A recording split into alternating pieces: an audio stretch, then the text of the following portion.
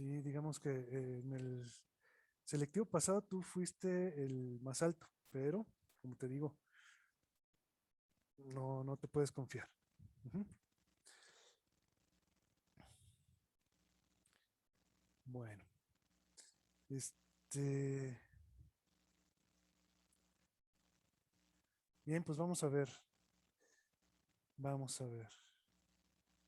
Vamos a continuar con nuestro eh, estudio de la relatividad, ya para los últimos detalles que nos hacen falta. Ujú. Eh, Vamos a ver.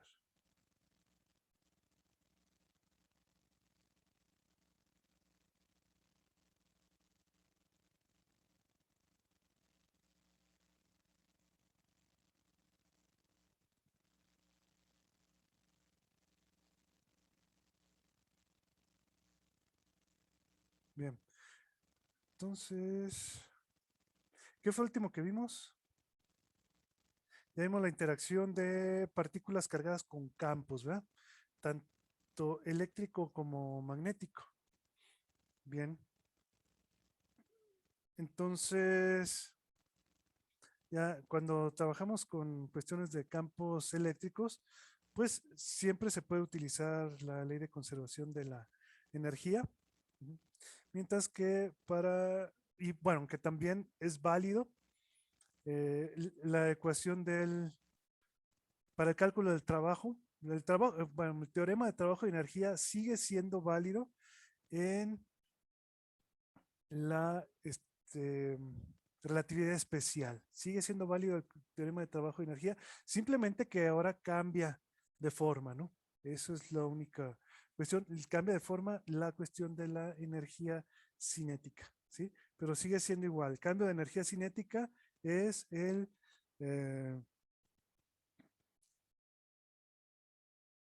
el trabajo, ¿no? Y el cálculo del trabajo sigue siendo igual. La fuerza por el desplazamiento, ¿sí?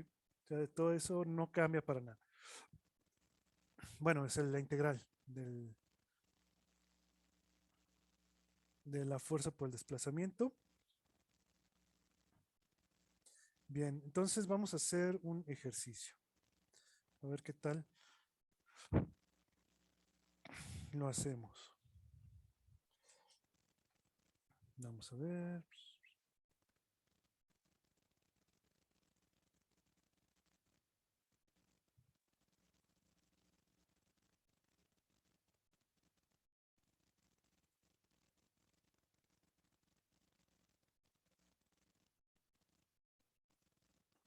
Bien, momento.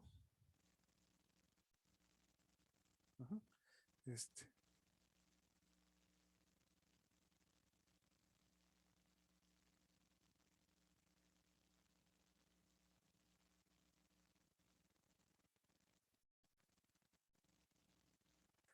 este mero.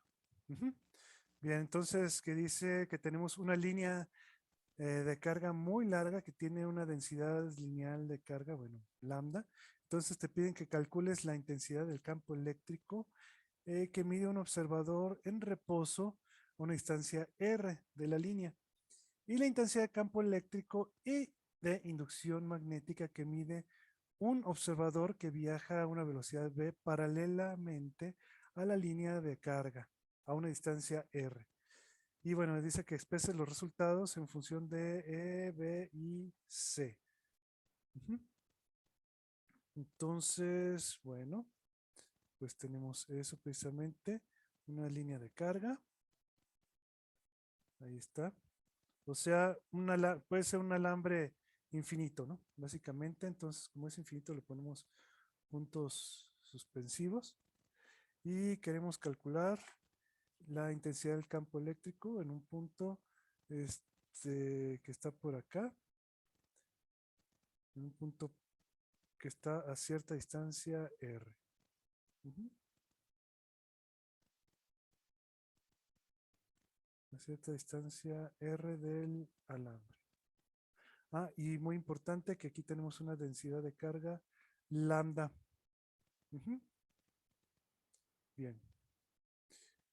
Entonces, primero hay que calcular el campo eléctrico aquí y después ver qué es lo que pasa cuando tenemos un observador que se mueve con una velocidad v paralela a la línea de carga. O sea, ¿qué ve este observador? Ujú. El observador vamos a llamarle O'. ¿Sale? Bueno, vamos a darle 5 minutos para que hagan o para que piensen este problema. ¿Sale? Profe, una duda. Sí. Las grabaciones de las clases de esta semana bueno, no me puedo meter en las clases, entonces, ¿dónde las puedo encontrar? Este, están en, Eleazar las ha estado subiendo en el canal de la Olimpiada. Es que, bueno, ahorita lo chequé y nada más está una clase, la última que está, suena de hace 12 días, ¿Cuál, mía o de quién? en el canal de la Olimpiada. Ah, bueno, voy a ver, porque entonces quiere decir que, a ver, ¿quiénes ya dieron clase ahorita? Eleazar y el rojo, ¿no? Creo que sí. Sí, bueno, pues ellos tienen que subir sus videos. Creo que el rojo parece que sí le pasó. El chiste nada más que Eleazar suba los videos, es todo. Pero ahí Ok. deben estar en el canal Gracias, profe. de la Olimpiada. Ujú. Sale. De hecho, creo que, no estoy seguro si lo avisan. Creo que la última clase que tuvimos sí se subió, ¿no? Al canal, ¿o no? No estoy seguro, profe. ¿No estás seguro?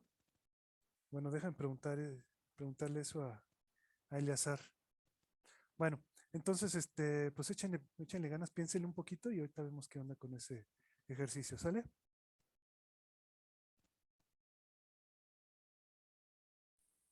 Muy bien, damas y caballeros, ¿ya tienen alguna idea?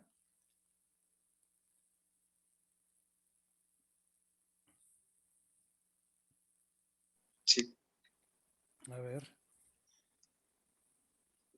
bueno, el E0 lo calculé usando la ley de Gauss, Ey.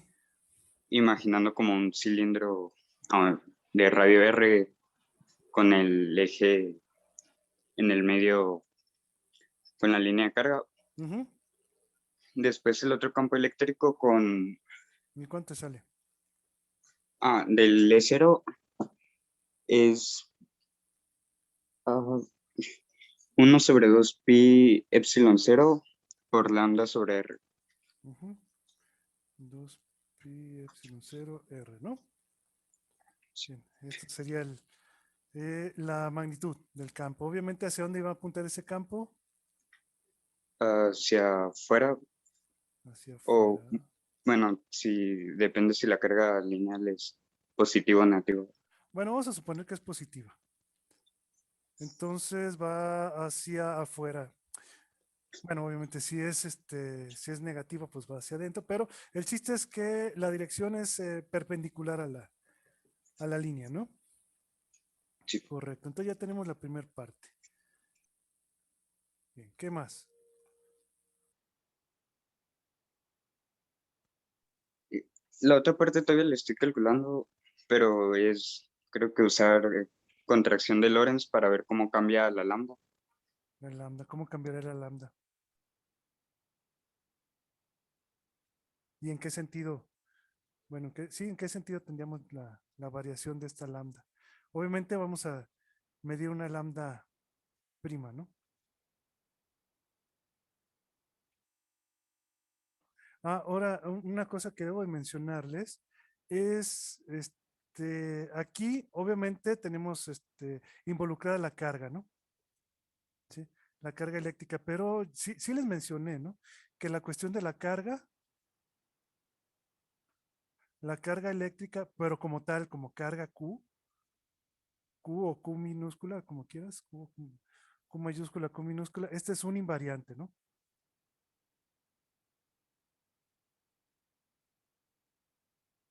Es un invariante, o sea, quiere decir que si tú tienes un objeto cargado y ese objeto lo cargado lo estás viendo digamos, en reposo, o si el objeto cargado se mueve a muy alta velocidad, la carga, a fin de cuentas, que se vería en diferentes sistemas de referencia va a ser siempre la misma, ¿no? Esa no tiene ningún tipo de variación. ¿Estamos de acuerdo? Entonces la carga como tal es un invariante relativista. Esto es muy importante y es clave para poder resolver obviamente este problema. Bien, adelante. Entonces, damas y caballeros, vamos a darles otros 5 minutos para la siguiente parte. Ya con esta clave.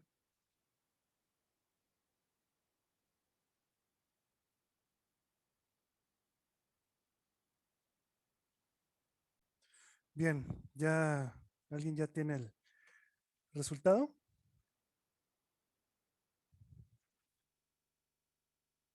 Yo, pero no sé si estoy bien. A ver, ¿qué tienes?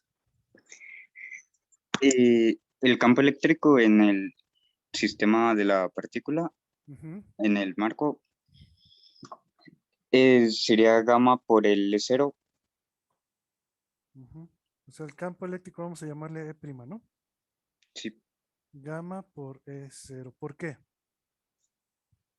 porque al contraerse la longitud aparece que ahora la longitud es la longitud propia sobre gamma Ujú. y como está dividiendo el L', pues el gamma pasa para arriba. O sea, vamos a ver. Entonces, tú lo que estás diciendo es que puedes tomar una pequeña porción, por ejemplo, de alambre, ¿sí? Y esta pequeña porción pues va a contener una cierta cantidad de carga, ¿no? Y esta porción va a tener una cierta longitud. ¿Estamos de acuerdo? Una longitud delta L. ¿Estamos de acuerdo? Entonces, quiere decir que esta densidad de carga pues va a ser lambda, va a ser el delta Q entre el delta L, ¿no? ¿Estamos de acuerdo? Sí, Bien, pero entonces alguien que esté en el sistema en movimiento, ¿qué densidad de carga va a haber? Vamos a llamarle lambda prima.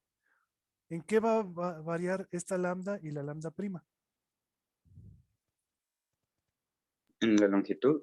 En la longitud que se mida. ¿Cómo va a ser la longitud que se mida por alguien que va moviéndose rápidamente?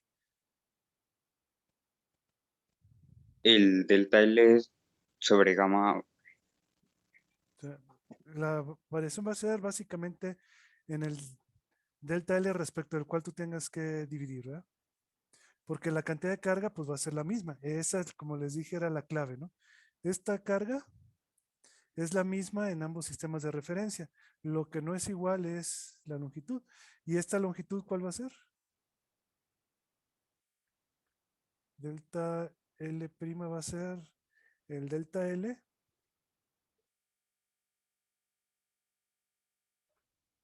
sobre gamma, ¿verdad?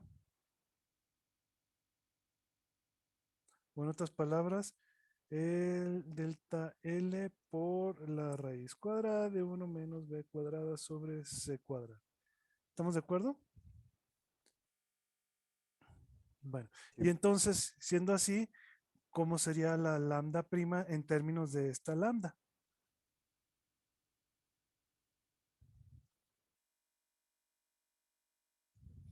Gamma por el lambda. Gamma por el lambda. Y entonces, la gran diferencia entre, fíjate, cuando nosotros tengamos que calcular el campo eléctrico en el otro sistema, lo único que va a cambiar va a ser la lambda, ¿no? ¿Por qué la distancia? Recuerden, esta distancia que separa el alambre del objeto, pues es una distancia perpendicular, ¿no? Entonces esa no se ve afectada para nada, ¿no? Entonces lo único que se va a ver afectada es la lambda, que sería lambda prima, entonces pues básicamente de ahí es donde viene esto. ¿Estamos de acuerdo? Bien. ¿Y ahora qué onda con el campo magnético? Porque evidentemente vamos a tener un campo magnético, ¿no? Porque si tú te trepas, obviamente, si tú tienes un observador que está aquí trepado sobre la carga, ¿sí? Sobre este objeto cargado, evidentemente, este observador, bueno, este, para este observador lo que va a ver es que el alambre es el que se está moviendo hacia acá con velocidad v, ¿no? Se mueve hacia la izquierda con velocidad v. Y al moverse el alambre, pues entonces, y por consiguiente, ¿qué es lo que va a ver este también? Un campo magnético, ¿Pero por qué? porque es una carga en movimiento. Tendrás una carga en movimiento, o sea que vas a tener una corriente, básicamente. Este tipo lo que va a ver es una corriente. ¿Cuánto vale esa corriente?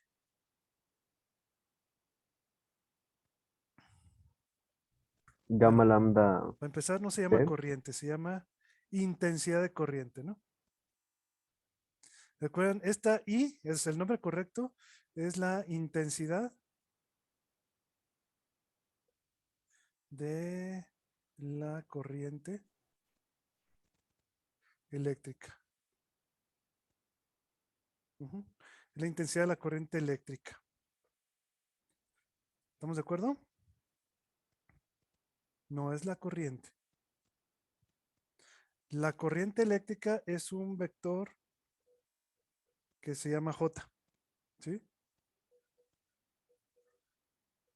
Este vector, esto es lo que se conoce como corriente eléctrica, el vector de corriente.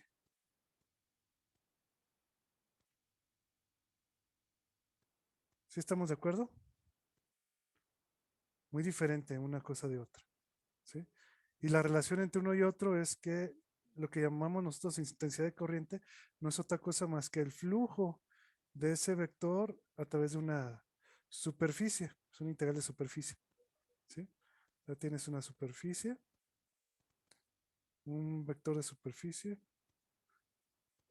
y esta J, este vector J, pues es la que atraviesa el vector de superficie, ¿no?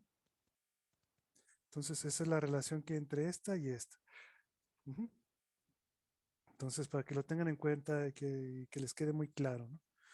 Bien, y el nombre correcto, recuerden, la I es la intensidad de corriente, por eso usa la letra I, ¿sí? Porque es la intensidad. Y esta es la que se mide en amperes. Ujú. Esta es la que se mide en amperes. Ujú.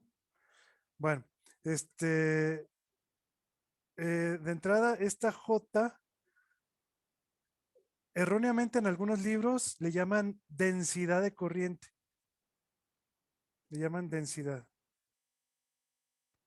superficial de corriente. Obviamente, si ustedes lo ven con este nombre en un libro, está mal, ¿eh? Ese no, es un concepto totalmente erróneo. Ujú. Y lo que pasa es que si alguien lo tiene así es porque seguramente el que escribió ese libro es un ingeniero. Ujú. Entonces está mal ese concepto. No es una intensidad, no es una densidad superficial de corriente. Hay gran diferencia entre una densidad superficial y la J. Ujú. A pesar de que ujú, esta J, sus unidades, de acuerdo a cómo está aquí, son amper sobre metro cuadrado, ¿no? Ujú. A pesar de que las unidades sean esto, esta J no es una densidad superficial de corriente. Ujú. Y eso debido a que si fuera una densidad superficial, entonces estaríamos hablando de que tenemos una superficie, ¿sí? Y la corriente lo que tiene que hacer es ir sobre la superficie, no atravesar la superficie. Esa es la gran diferencia entre una este, densidad superficial de corriente, que como les digo es una corriente sobre una superficie, a una corriente que atraviesa una superficie. ¿Estamos de acuerdo? Son cosas muy, muy diferentes. Esta sí se llamaría densidad. Ujú. Y normalmente esa densidad se representa con una letra K, la densidad superficial de corriente, ¿sí? Entonces nada más es un detalle que les cuento. Es muy importante que sepan hacer la distinción, ¿sí? Entre qué es densidad superficial y qué es la corriente eléctrica. Ujú. Bueno, ahora sí. ¿Cómo escribirías esta intensidad de corriente en el sistema, la que ves tú en el sistema en movimiento? Gamma lambda B. ¿Mm?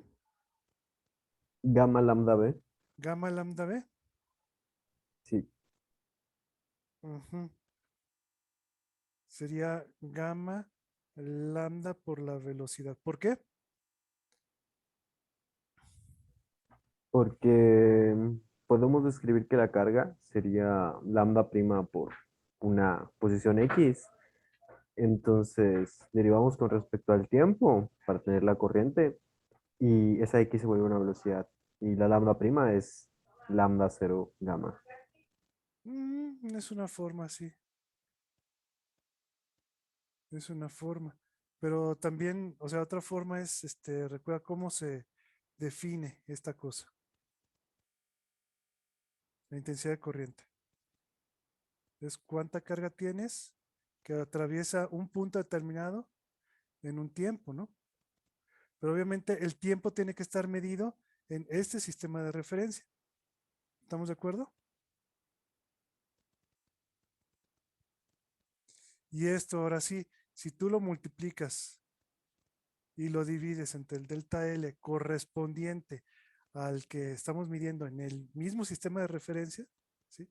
Pues ya nada más lo único que tienes que hacer es juntar esto, ¿no? Ujú. Así dividir esto y entonces esto te da la velocidad, obviamente. Esto te va a dar la velocidad y esto te va a dar la lambda. ¿Qué lambda? La lambda prima, ¿no? Prima. La prima. Pero como queremos, a partir de los valores lambda y todo eso, en el sistema en reposo, entonces hay que agregarle la gamma, ¿no? Ah, perdón. ¿Estamos de acuerdo? Bien. Y ahora sí, ¿qué onda con esto? ¿Qué hacemos ahora?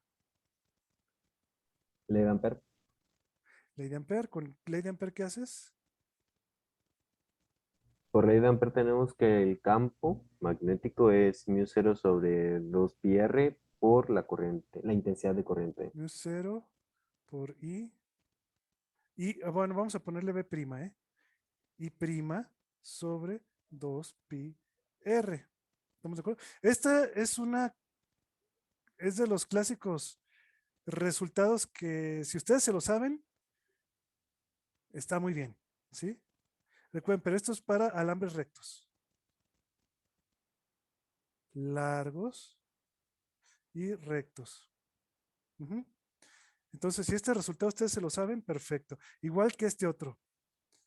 Este otro, si ustedes ya se lo saben, no es necesario que ustedes lo estén calculando, ¿eh? ¿Estamos de acuerdo? Entonces, si este es un resultado que ustedes ya se saben, pues pónganlo simplemente.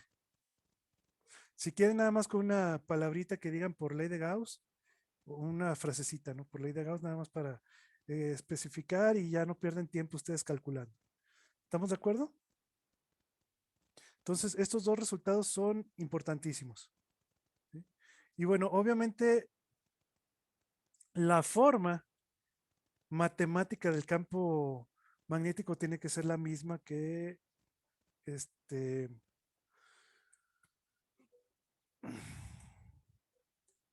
la misma en cualquier sistema de referencia, ¿no? ¿Por qué?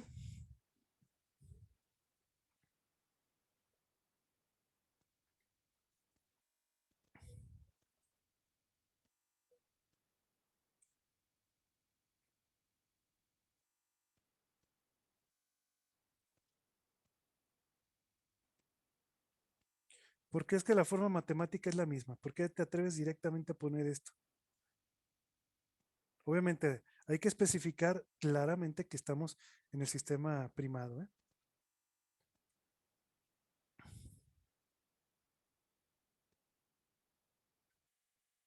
Porque era uno de los postulados que vimos al principio, de que Ujú, en relatividad todas las ecuaciones tienen la misma forma, sin importar el sistema. ujú. El primer postulado de la relatividad especial, ¿no? De Einstein, que simplemente te dice todas las leyes de la física, todas las leyes de la física tienen la misma forma en todos los sistemas de referencia inerciales. Entonces, por eso, como esta surge de una ley que es la ley de Ampère, ¿sí? Entonces, obviamente, el resultado que tienes que obtener pues, es el mismo, ¿sí? Igual anterior, esta que está acá, bueno, obviamente si lo hubiéramos hecho con la ley de Gauss sale exactamente lo mismo, ¿no? Pero, bueno, de hecho lo hicimos con la ley de Gauss, ¿no? Con la ley de Gauss nosotros habíamos dicho que esta E' era lambda prima sobre 2 pi epsilon 0 r. O sea, la forma matemática de esta ecuación y esta, obviamente tienen que ser la misma. Ya la relación entre estas ya es otra cosa, ¿no? Que ahí es donde ya entra la cuestión de la gama, pero la forma matemática del campo en este sistema de referencia, en el sistema primado, pues tiene que ser la misma forma matemática, obviamente con las variables correspondientes a ese sistema de referencia, ¿sí? Porque surge de la ley de Gauss. Y la ley de Gauss es una ley fundamental de la física. Recuerden la ley de Ampère, esto se los pongo aquí, lo que es la ley de Gauss. La ley de Gauss, la ley de Ampère, la ley de Faraday, tienen una característica. Esta vamos a ponerle para campos eléctricos y para campos magnéticos. O sea, aquí hay dos leyes de Gauss, ¿no? Una para campos eléctricos y magnéticos, pero estas leyes en conjunto, ¿cómo se llaman?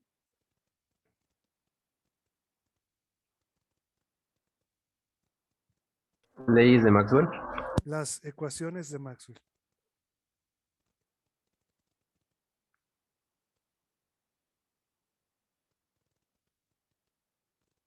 No son las leyes de Maxwell, ¿sí? Porque como tal, él no las mencionó, ¿sí? Pero sí se le llama ecuaciones de Maxwell. Ujú. Porque él lo que hizo, si bien no es, bueno, sí escribió la forma matemática, digamos, de esta sí se le puede atribuir la forma matemática a Maxwell. Ujú. Igual de la ley de Ampère, ya que son leyes experimentales. Ujú. Bueno, de hecho, la parte, digamos, un término extra que tiene la ley de Ampère, sí se lo puso Maxwell, ¿sí? Para que tuviera consistencia matemática. Es- y física, la ley de Ampère, por eso se llama ley de Ampère-Maxwell. Este, pero a pesar de eso, al conjunto de ecuaciones se le llama ecuaciones de Maxwell. ¿Por qué? Porque Maxwell fue el que se dio cuenta después de haber hecho todo un estudio de todo el electromagnetismo que se conocía hasta sus días, que fueron por ahí de 1850, final a mediados del siglo XIX. Digamos que él hizo una revisión completa de todo el electromagnetismo conocido hasta el momento.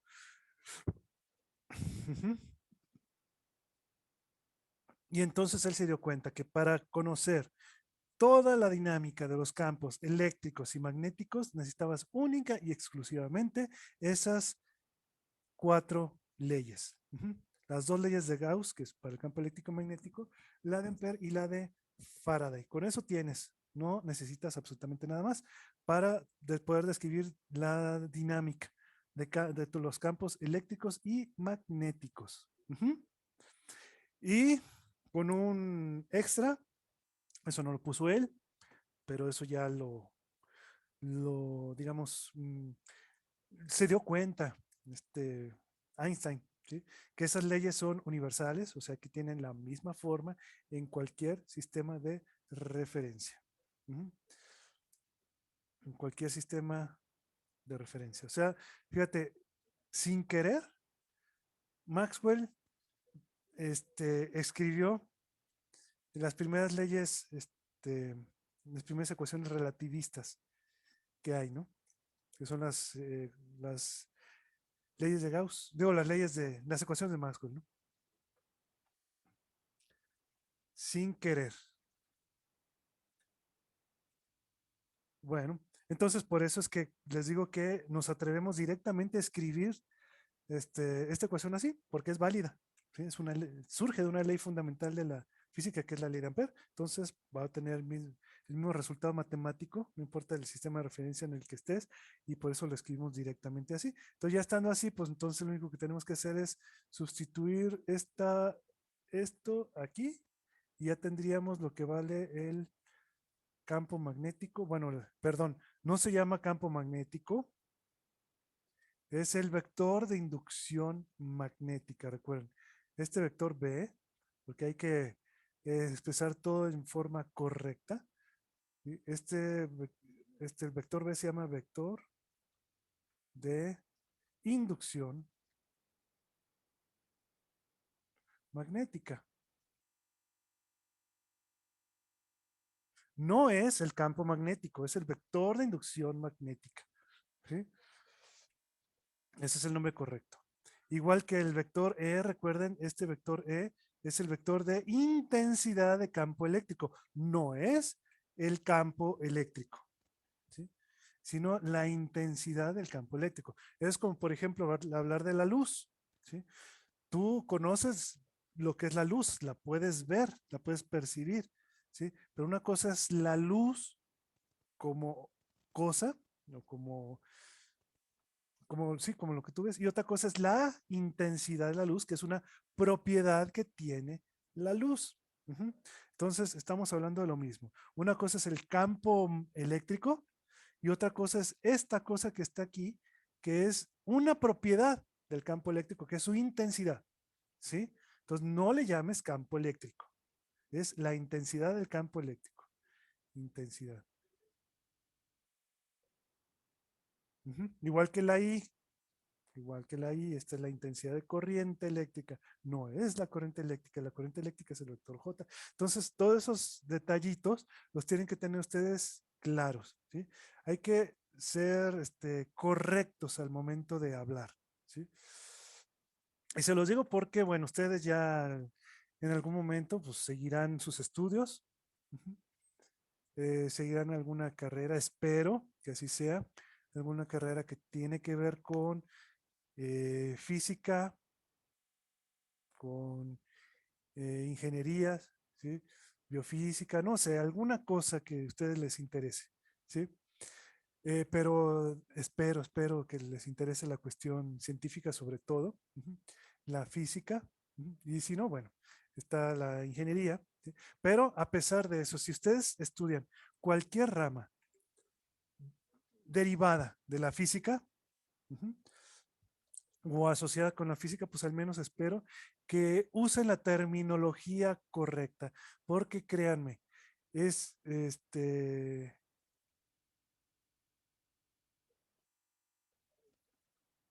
está muy diseminada, en general, está muy diseminado el uso erróneo, primero de los conceptos de la física, ¿sí? Ahí los conceptos no están bien, no son bien no son bien manejados por los profesores en general, y también la nomenclatura.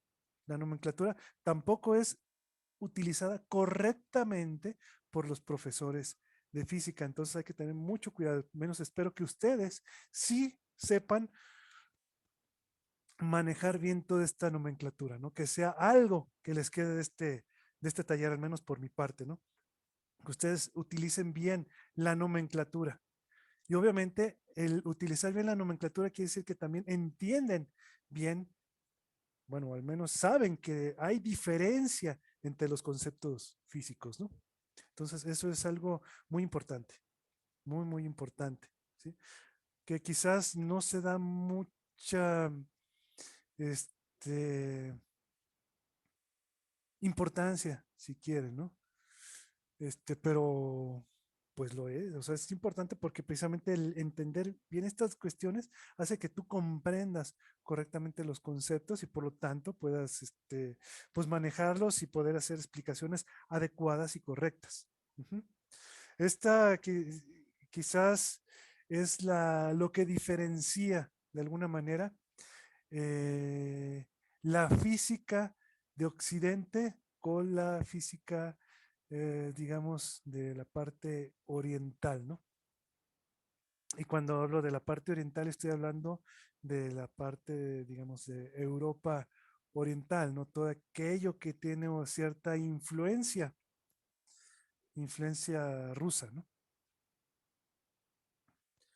No es por nada, pero los rusos, ¿sí?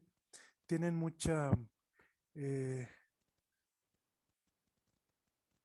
son muy dados a la cuestión del purismo eh, conceptual, ¿no? Les gusta manejar bien los conceptos y entenderlos correctamente, ¿no?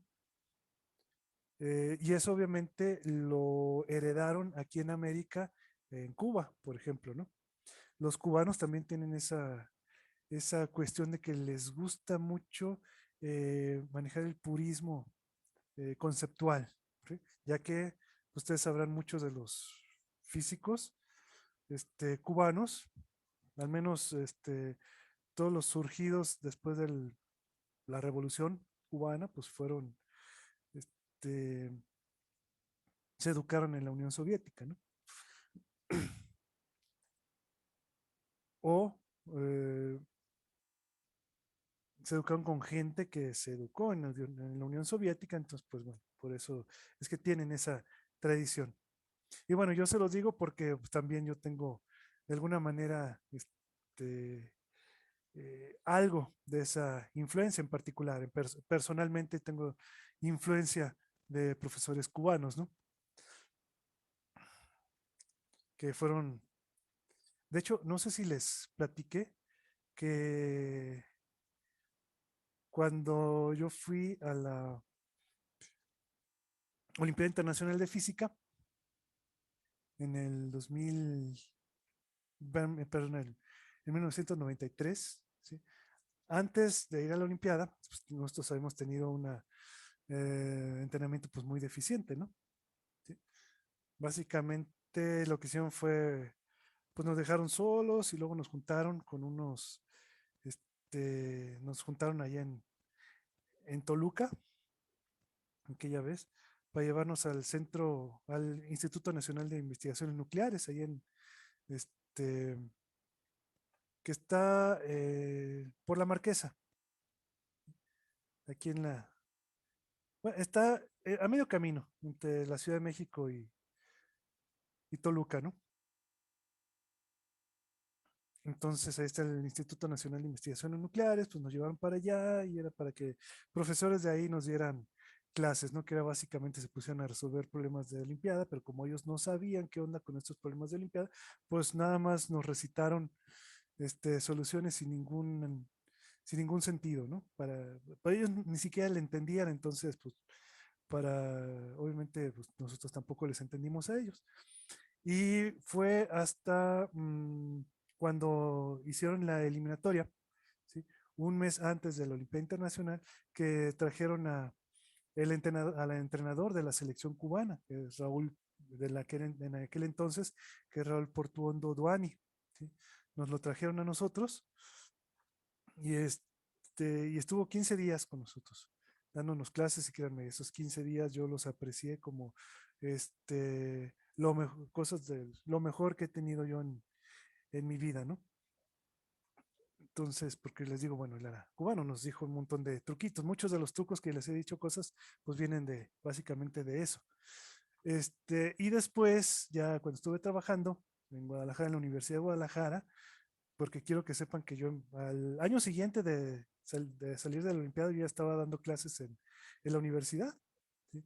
En la Escuela Preparatoria número 11 de la Universidad de Guadalajara. Entonces coincidió que en ese entonces estaba en la universidad de visitante un profesor, se llamaba Mario, se llama, espero, no he sabido nada de él. Tengo, recientemente, pues Mario Brizuela Pérez, él es de la Universidad de Camagüey. Entonces, pues él básicamente fue el que me instruyó a mí el que me enseñó básicamente a dar clases, ¿no?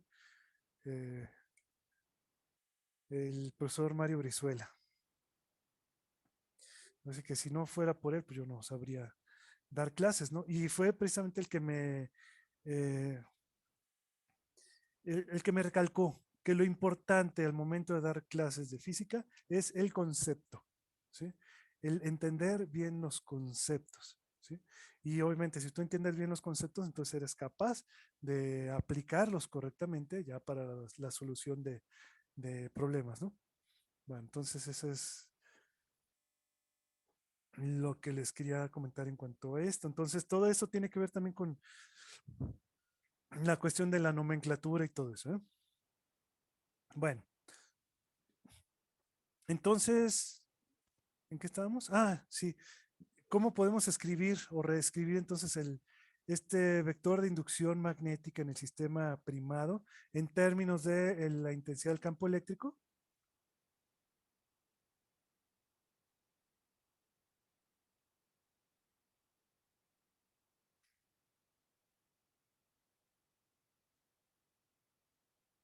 E por V sobre C cuadrado. Mm, Sería E es 0 por B sobre C cuadrada, pero ¿qué más le falta?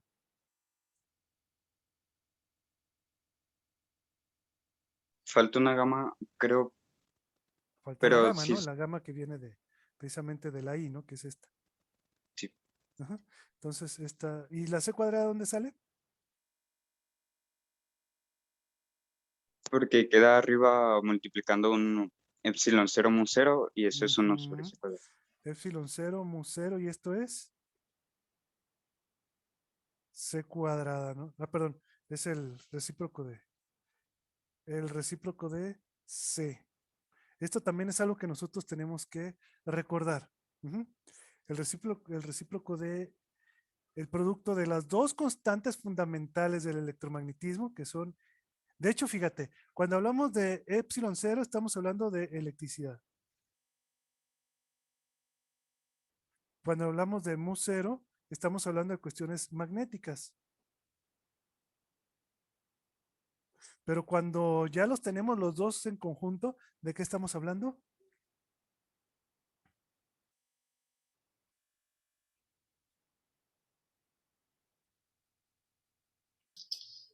Electromagnetismo. De electromagnetismo. Fíjense bien, ya cuando las tenemos las dos juntas, estamos hablando de electromagnetismo.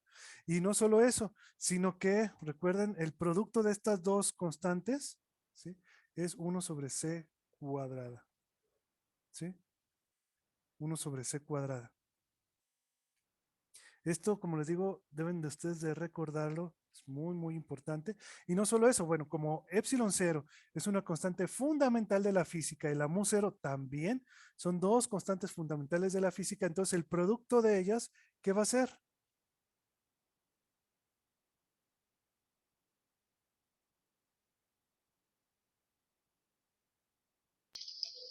Otra constante fundamental. Necesariamente tiene que ser una constante fundamental. Entonces, fíjate que esa cuestión de que la rapidez de la luz sea la misma en todos los sistemas de referencia es algo necesario. ¿Sí? Es algo necesario, o sea, no es que se le haya, bueno, obviamente sí, Einstein, digamos, si lo expresó aparte, es porque todavía me atrevo a decir que no le quedaba muy claro esa cuestión en ese entonces, porque obviamente era algo extremadamente nuevo y era algo, eh, pues estaba jugando de alguna manera la reputación que apenas estaba, que no tenía siquiera, ¿no? Para ese entonces, pero este, él se atrevió a decir que la rapidez de la luz era la misma en cualquier sistema de referencia. Eso lo dijo él, digamos, aparte, ¿sí? Como algo que él notó que tenía que cumplirse, ¿sí? Pero si lo vemos, como te digo, desde este punto de vista, pues vemos que es algo que es totalmente necesario e indispensable, ¿no? Porque está relacionada directamente a dos constantes fundamentales de la física. Y son constantes fundamentales de la física, quiere decir que son constantes universales, ¿no? Bien, entonces ese es un detalle trascendental aquí en esta cuestión. Bien, entonces pues ya aquí está ya la intensidad del campo perdón, el vector de inducción magnética. Y fíjate que este vector de inducción magnética no se llama vector de intensidad de campo magnético, ¿sí? Este no se llama intensidad de campo magnético. ¿Tú sí sabes cuál es ese vector de intensidad de campo magnético?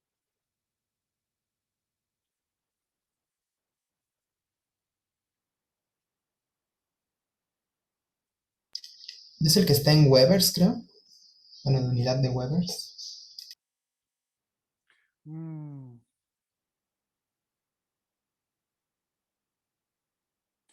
pues eso, esa cuestión también es, creo que es algo medio ingenieril. Tú no te preocupes, porque yo créeme que no he vuelto, n- esa unidad de los Webers, no la he vuelto a ver desde que estaba en la, en la prepa, ¿sí?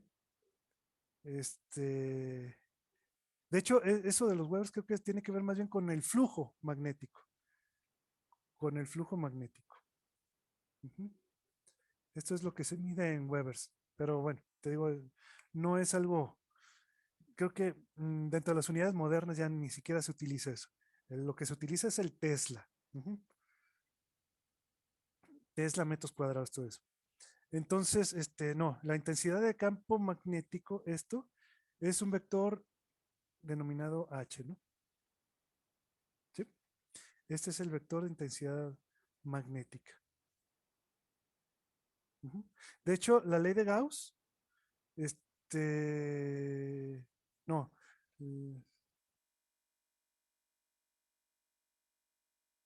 la ley de Ampère está dada precisamente para este vectorcito. Ujú. Este vector H, y este vector H, si tú la multiplicas por la mu, por la, por la permeabilidad, no necesariamente del vacío, sino puede ser en un medio, eso es lo que te va a dar el vector de inducción. Ujú. Al igual que existe otro vector que no lo usamos casi nosotros, ¿sí?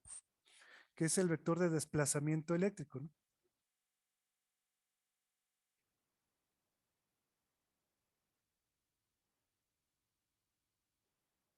El vector de desplazamiento eléctrico, que es la vector D. Este vector D, eh, que es la epsilon por el campo eléctrico, ¿no?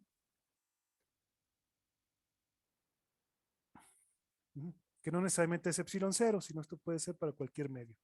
Entonces, este es el desplazamiento eléctrico. Y de hecho, la ley de Gauss como tal, está relacionada al vector al vector de desplazamiento eléctrico, más que a la intensidad del campo eléctrico. Bien. Entonces, por eso, en ese sentido, los que van multiplicados por las constantes son los vectores de intensidad, fíjate. Estos dos son intensidades y los otros dos vectores ya no son de intensidad. Por ejemplo, este se llama de intensidad, no, pero este se llama, ¿qué te dije? De inducción magnética y este de desplazamiento eléctrico, ¿no? Entonces, por eso.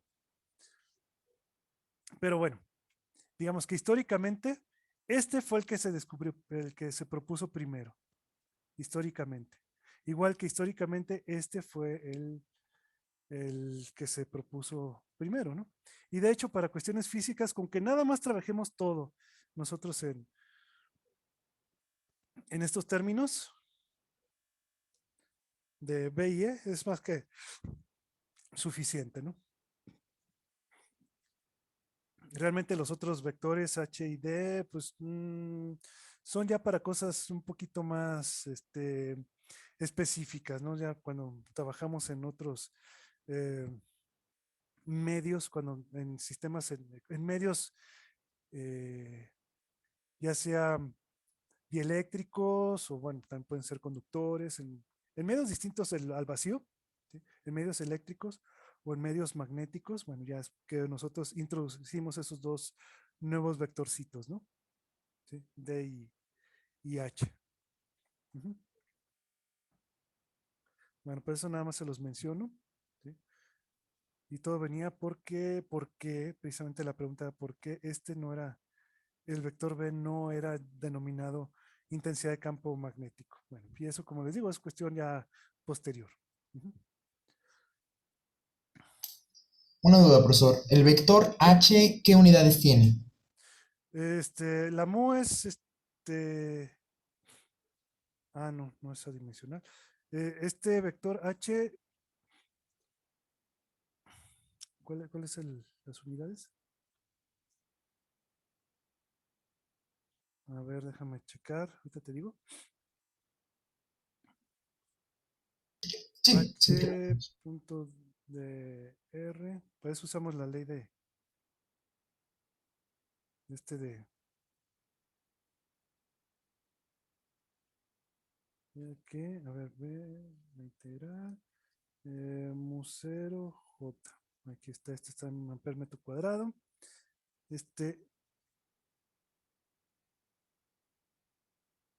No, espérate, que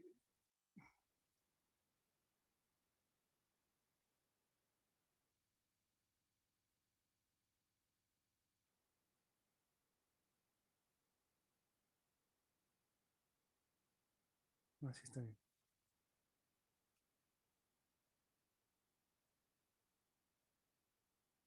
Sí, más bien esto se está sin, ya, perdón, esto, cuando hacemos esto ya va sin la mu, porque pues, ya se lo comió la H, ¿no? Porque la H, si la ves, la H es B entre mu, ¿no? Ujú. Entonces ya se la tragó. Entonces, ¿en qué unidades te queda? Entonces, un amperes por metro, ¿no? Ujú. La unidad de la H son amperes por metro. ¿Sí? Ok, profesor. Sí, gracias. Esa es sería la unidad en la que se mediría la H. Ujú. O sea, no hay una unidad exclusiva para la H. ¿Sale? De hecho, recuerda, por ejemplo, que el Tesla como tal, ¿qué es?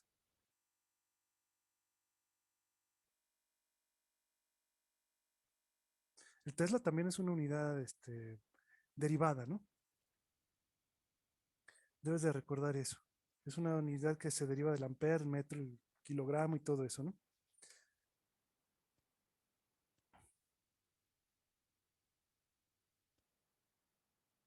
Ok, profesor. Sí, Sí, bueno, gracias. ándale.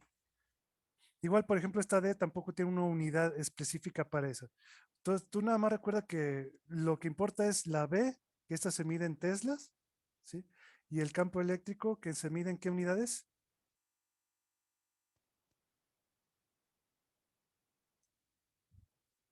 Volt sobre metro. Volt por metro o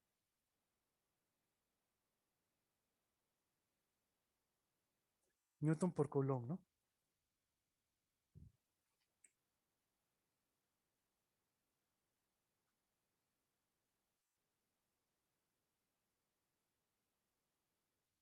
Aunque bueno, lo más correcto en este caso sí es utilizar volt por metro, ¿no? Pero recuerden que también se puede usar Newton por Coulomb.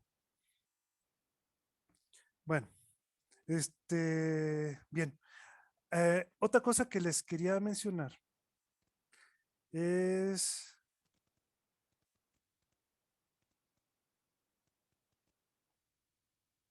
la cuestión de los invariantes relativistas.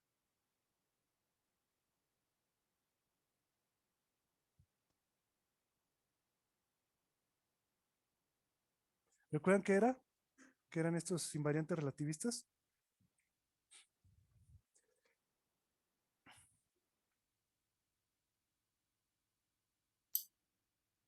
Mm, ¿Como las pseudodistancias? ¿O cómo? Ujú. O sea, son relaciones, ¿sí? Entre cantidades, ¿sí? Entre cantidades físicas, pero que esa relación mantiene la misma forma en cualquier sistema de referencia. Ujú. Una de ellas, recuerda, la más básica era la de c cuadrada, t cuadrada menos r cuadrada. ¿Recuerdas? Esto es un invariante. Ujú. Eso quiere decir que tiene la misma forma en otro sistema de referencia, en cualquier otro sistema de referencia, tiene la misma forma, ¿no? Donde el tiempo obviamente es otro y las posiciones serían otras. ¿Estamos de acuerdo? Pero la forma matemática es exactamente la misma. ¿Sale?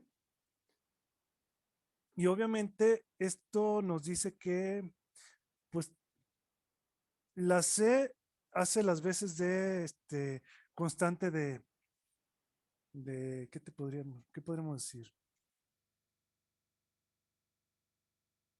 Es una constante que hay que agregar para la cuestión dimensional, ¿no? ¿Sí? Para consistencia en las dimensiones. ¿Sí? Las unidades, pues. Pero por eso también es muy importante que esta C pues, sea una constante y todas las constantes, muy importante también, las constantes fundamentales también son invariantes relativistas, o sea, que tienen el mismo valor en cualquier sistema de referencia. ¿Cuáles son esas constantes? Ya dijimos, son la C, es la mu0, la epsilon 0. ¿Qué otra constante tenemos? Bueno, cualquier otra constante, por ejemplo, la constante de Planck, que es una constante fundamental, entonces tiene que tener el mismo valor en cualquier sistema de referencia. ¿Sí? La constante de gravitación universal, por ejemplo, también. ¿Qué otra? La de Boltzmann, Stefan, todas esas constantes son fundamentales. Y por lo tanto son válidas en cualquier sistema de referencia. Bien. ¿Qué más? Recuerden que habíamos introducido otras cantidades, como la cuadrivelocidad, ¿recuerdan?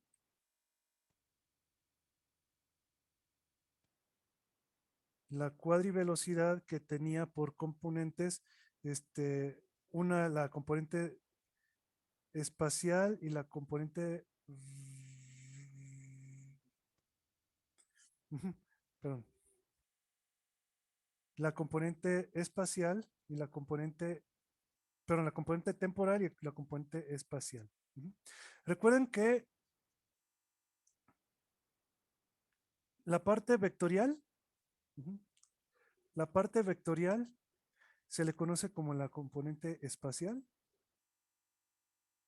y la parte escalar, o sea, pero realmente esto es una dimensión extra, ¿sí? Se le conoce como la componente temporal. Y todos las cosas que nosotros denominamos cuadrivectores, ¿sí? Que también, bueno, sí, ya deben haber visto todos los videos y la explicación de lo que son los cuadrivectores. Todos los cuadrivectores tienen su parte, todo lo que llamamos cuadrivectores tienen su parte temporal y su parte espacial, ¿no? Y todos los cuadrivectores, cuando tú los elevas al cuadrado, ¿sí? La elevación del cuadrado de esos cuadrivectores, pues es elevar la componente temporal al cuadrado y restarle la componente espacial al cuadrado. Siempre, siempre. Y obviamente esto es un invariante. Cuestión geométrica, ¿sí? Esto tiene que ver con la geometría de Minkowski. La geometría de Minkowski. Así son, es una propiedad que tienen los cuadrivectores. Entonces, este es un cuadrivector, ¿sí? Y lo único que les hace falta aquí es la gama, ¿no? Bien. Y obviamente este cuadrivector, pues su cuadrado es un invariante relativista. De hecho, si tú calculas lo del cuadrado, pues te va a dar justamente la C, la C al cuadrado. Entonces, este es un invariante relativista, ¿sí?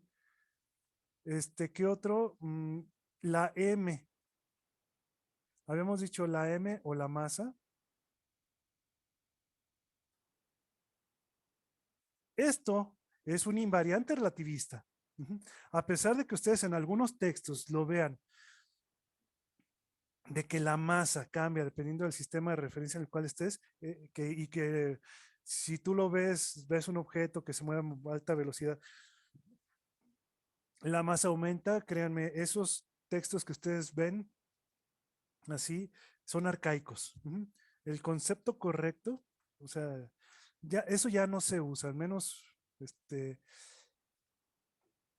para la gente que realmente estudia en cuestiones relativistas, ya sea desde el punto de vista de las partículas elementales o de la relatividad especial o relatividad general, si tú quieres, la masa es un invariante relativista, ¿sí? No cambia, depende del sistema de referencia, eso no va a pasar. Y eso precisamente, recuerden, es porque si tú la cuadrivelocidad la multiplicas por la masa, ¿qué es lo que obtenías como resultado? Obtenías como resultado el cuadrimomento. El cuadrimomento que tiene por componentes, ¿cuáles son los componentes del cuadrimomento? La componente espacial es la energía y la componente temporal pues es el momento, ¿no? ¿Sale? Bueno, y recuerda, la C es más que nada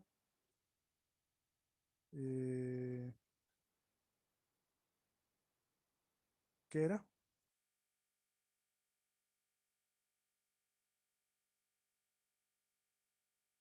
Ah, la C era, pues ya dijimos arriba, ¿no? Era nada más una constante que te sirve para la cuestión de las unidades, ¿sí? Bien.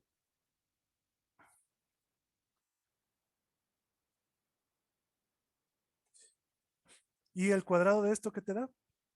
Obviamente tiene que ser un invariante. ¿Qué es ese invariante? Pues es el elevado al cuadrado las dos cosas que están aquí, o sea, elevado al cuadrado de la masa y elevado al cuadrado de la cuadrivelocidad, pero esa cuadrivelocidad al cuadrado pues es la rapidez de la luz, ¿no? Entonces es de ahí donde sale la famosa relación que e cuadrada sobre c cuadrada menos p cuadrada es igual a m cuadrada c cuadrada. Entonces, esta es la relación correcta, ¿sí? Hay en las redes un video, ¿sí? En el cual quieren explicar ellos, que por cierto ese lo menciona su amiguito el tal Santa María, que bueno, yo no sé realmente por qué lo hacen ustedes lo consideran que es, no sé, eh, yo creo que porque es español y es blanquito, creen que es superior, pero realmente luego hay cosas que dice que están dejan mucho que desear, ¿eh? Pero bueno, esa que ven, tiene ahí su canalito en YouTube y lo que sea, ¿no? Este, eh, perdón, aquí la regué. Ya. Esta relación, él escribe así, de esta forma, queriendo escribir esta relación de manera euclidiana, ¿sí? Utilizando el teorema de Pitágoras. El teorema de Pitágoras, entonces ya dice, bueno, lo que pasa es que aquí en este cateto tú tienes la P, en este cateto tienes MC y aquí tienes la energía, ¿no? Espérate, ¿cómo va esto? Esto, MC, ¿qué hice mal aquí? MC cuarta, ¿no?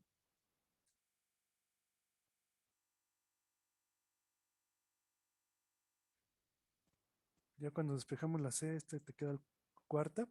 Entonces esta te queda MC cuadrada. Y ya esto lo relacionan como si fuera el teorema de Pitágoras, pero esto es incorrecto. Es incorrecto, porque la relación correcta es esta que está aquí arriba, porque no es una relación que provenga de la geometría euclidiana, ¿sí? No es una relación que tenga que ver con el teorema de Pitágoras, sino es una relación que tiene que ver con la geometría de Minkowski. Es algo totalmente distinto, ¿sí? Y lo que tú estás relacionando aquí son dos cantidades que son variables, las dos son variables, y que la suma de las dos, bueno, más bien, la resta de los cuadrados te da un invariante.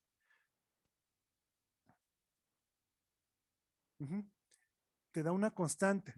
¿Sí? Esto es lo que tiene que ver con la geometría de Minkowski. O sea, el escribir esto de esta forma, matemáticamente, bueno, está bien si quieres encontrar la energía, pero conceptualmente es errónea, ¿sí? Es errónea en cuanto a, como les digo, en cuanto a concepto físico, ¿sí? Lo correcto es esto de aquí. Ujú.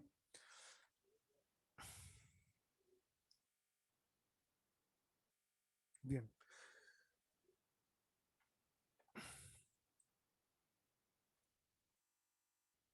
Y bueno, ¿qué otra cosa teníamos? Este, ¿qué pasa cuando la partícula no tiene masa? Si la partícula no tiene masa.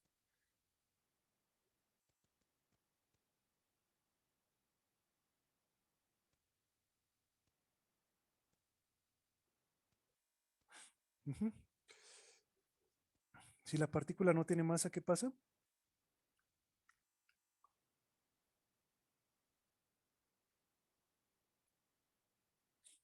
¿Es un fotón? Es un fotón. Ujú. Bueno, mm, de entrada sí puedes considerar que esto fuera un fotón, ¿no? Más bien los fotones no tienen masa. Aunque bueno, no son las únicas partículas que no tienen masa, ¿eh? Hay otras partículas que no tienen masa, como los acciones, por ejemplo, ¿no? Son partículas sin masa. Pero bueno, son partículas hipotéticas, esa es la cuestión. La única partícula real, conocida, detectada, sin masa, es el fotón. Ujú. Porque, bueno, hay otras partículas como los neutrinos, ¿no? Ujú. Los neutrinos que, al menos hasta hace unos 20 años, se consideraban como que podrían no tener masa. Sin embargo, ya después de mediciones y todo eso, después de un arduo proceso de mediciones experimentales, se determinó que los neutrinos, la masa de los neutrinos no debe ser cero. Ujú. Muy pequeña, si tú quieres, comparada con el resto de partículas elementales. Es muy pequeña, ¿sí? Por ejemplo, la masa del neutrino se considera que es muchísimo menor que la masa del electrón, ¿sí? Pero no es cero. Y como les digo, eso, bueno, vino después de muchas mediciones, utilizando varios conceptos, ¿no? Que si quieren ustedes un poquito exóticos, como la cuestión de la oscilación de los neutrinos, o sea, cambio de tipo de neutrino y todo eso. Y eso se tiene que ver, es, mm, se puede dar por el hecho de que los neutrinos son neutros, ¿no? Las partículas neutras que no son neutras no pueden tener ese tipo de naturaleza, pero los neutrinos son las únicas partículas elementales que son neutras, eléctricamente neutras. Y eso hace que tengan unas propiedades distintas al resto de las partículas elementales que sí tienen carga, ¿no? Bueno, entonces la masa de los neutrinos no es cero. Es pequeñita comparada con la del electrón, ¿no? Bien, de hecho, se considera que la masa de los neutrinos es del orden de los electron volts. Ujú. Aunque no está determinada, no se ha podido medir, ¿eh? Es muy difícil porque, bueno, son partículas muy elusivas. Los, los neutrinos, ¿no? Entonces no es tan fácil medir la masa de los neutrinos. De lo que se tiene idea es más o menos de cuál es el orden que debe haber entre los diferentes tipos, las diferencias de masa de los diferentes tipos de neutrinos, ¿no? Hay un neutrino asociado al electrón, otro neutrino asociado al muón y otro neutrino asociado a una partícula más pesada llamada tau. Obviamente cada una de ellas es hermanito de la respectiva partícula, el electrón, el muón y el tau. Ujú. Son partículas hermanitas, ¿sí? Pero resulta que lo que se conoce no es la masa de los neutrinos, pero sí el orden que debe haber en la diferencia de la masa, por ejemplo, del neutrino del muón y la masa del neutrino del electrón. Esto sí se conoce y de hecho ni siquiera el valor como tal, sino el cuadrado. Esto es de alguna manera medido. Y bueno, el valor exacto tampoco se conoce, sino más o menos el rango en el cual debe estar este valor. Ujú. Bien, pero obviamente, mientras no definas cuánto vale una de estas masas, tampoco puedes definir cuánto vale la otra. Ujú. Pero como te digo, la diferencia es así, más o menos está determinada experimentalmente. Bueno, eso te lo decía porque, bueno, eso quiere decir que en esta relación que tenemos aquí arriba, resulta que el momento, bueno, esta cosita es muy pequeñita comparada con el valor de la energía cinética que puede tener un neutrino o su momento. Y por lo tanto, bueno, para fines prácticos, se puede considerar que para los neutrinos, esto es prácticamente cero. Ujú. Esto es casi cero para casi cero para los neutrinos. Para fines prácticos, ¿no? Bien. Bueno, pero la que sí es una relación correcta es que para los fotones, ¿qué?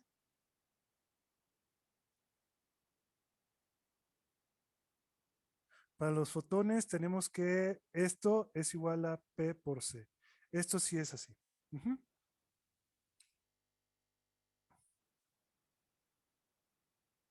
¿Sale?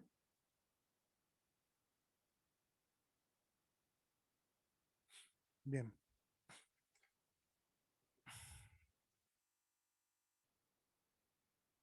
Y de hecho, habíamos visto también, ustedes lo debieron haber visto en los videos, ujú, que había otra relación, ujú, otra relación que venía de las ondas, del estudio de las ondas electromagnéticas, o de hecho, de cualquier onda. ¿Sí? Había una relación que surgía que era, ¿cuál? Que la omega era igual a, la omega sobre K era igual a ¿qué? Para ondas, ¿no?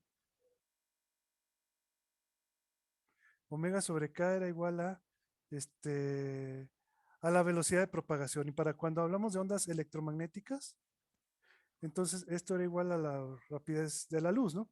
Y por lo tanto, esto te daba que omega era igual a C por K, ¿no? K, ¿qué es? Es lo que se conoce como el número de, bueno, de hecho, la magnitud de esto. La K es un vector, de hecho. La K es un vector. Entonces estamos hablando de la magnitud del vector K. La magnitud del vector K es lo que se conoce como número de onda. Ujú. Pero el vector K es el conocido vector de onda.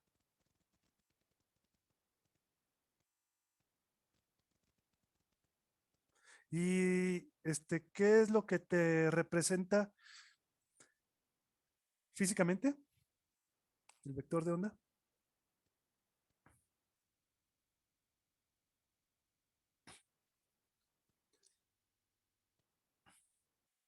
La dirección de propagación. La dirección de propagación. O sea, como vector, esta cosa, lo que te da, ¿sí?, es la dirección de propagación.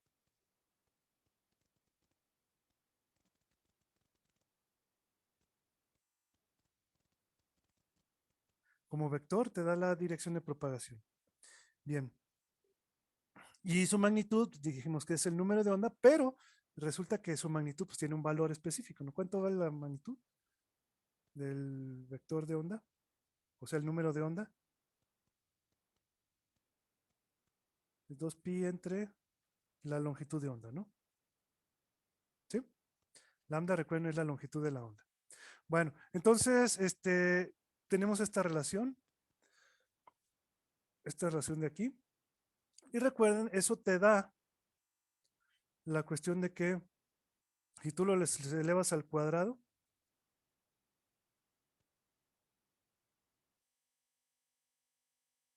pues te da esto. O si no, si lo quieres escribir de esta forma,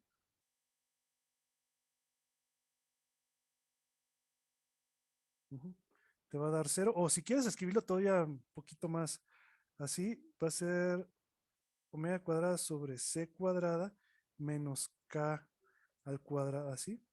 Esta sería la relación correcta, esta tiene que ser 0. Esta es la relación correcta, pero entonces esto te dice que tanto omega como k tienen que ser elementos de un vector, de un cuadrivector. Estos dos tienen que ser elementos de un cuadrivector. Porque la diferencia de los cuadrados es igual a un invariante. Ese invariante tiene un valor específico, pero es un invariante. Entonces, esta sería la componente temporal. Esta es la componente temporal. Y esta es la componente espacial. Y ese cuadrivector es el cuadrivector de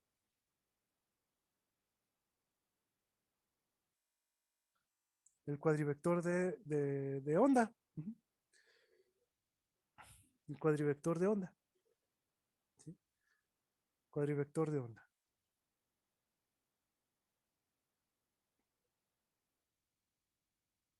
Muy importante este para las ondas electromagnéticas. Y si este cuadrivector de onda lo multiplicas por una constante,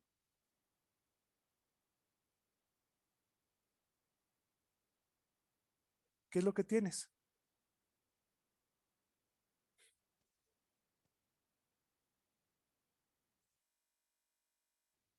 Tienes lo que se conoce como un cuadrimomento.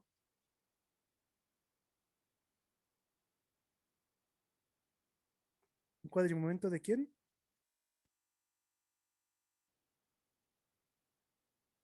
Pues del fotón. Un cuadrimomento del fotón que no tiene masa, ¿no? Entonces, de aquí ya puedes ver que la energía del fotón, ¿qué es? Pues h barra por omega, y el momento del fotón, ¿qué es? Pues es h barra por el vector de onda. Así de complicado es esto, ¿no? ¿Por qué? Bueno, pues porque estamos también relacionando utilizando esta relación de aquí, ¿no? Para el fotón. Simplemente estamos relacionando cosas que ya conocemos, ¿no? Así de complicado.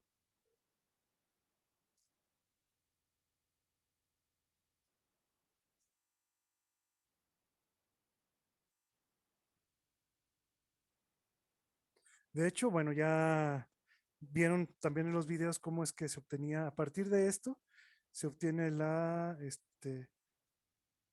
eh, la relación para la dispersión de Compton, ¿no? A partir de esta cosa. De esto y de esto. Bien. Una cuestión ya cuántica. Esto es de física cuántica. Sin meternos con más cosas, esto así tiene que ser. La energía de los fotones tiene que depender de la frecuencia de los fotones. Y obviamente el momento pues también depende de la longitud de onda. ¿Sí? Bien. Entonces, todo esto es jugar con invariantes. Todo esto es jugar con invariantes. ¿Sí? Los invariantes relativistas. Bueno.